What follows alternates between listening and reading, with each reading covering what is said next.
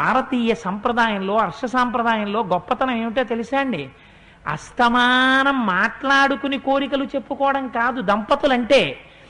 ఇంటికి ఎంత గొప్పగా ఉండేదంటే, భార్యాభర్తలు ఉన్నారనుకోండి, ఈయన ఎవరితోనో మాట్లాడుతుంటే పెద్దలైన వారు వచ్చారు, ఇటువంటి వారు వచ్చినప్పుడు వారికి ఒక పంచా కండువా పెట్టడం అనేటటువంటిది ఆయనకి చాలా ఇష్టమైన విషయం అనుకోండి.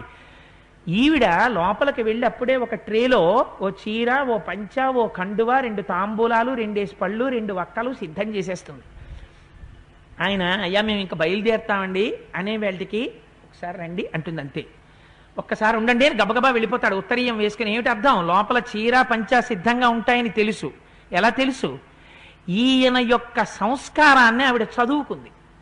ఇవి హృదయాలు మాట్లాడుకోవడం అంటే. ఇలా ఎదగడం దాంపత్యం.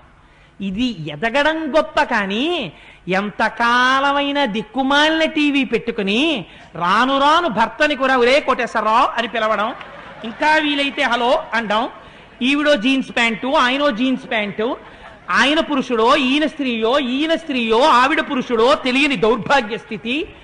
ఆఖరికి తన పిల్లల్ని తాను కూడా ఇంగ్లీష్లో మాట్లాడుకోవడం, ఇటు కుక్క పిల్లని ఇటు పిల్లాడిని పెట్టుకుని ఇద్దరికి చెరుకో ముద్ద పెట్టడం, ఇదంతా పెద్ద కల్చర్ అనుకోవడం.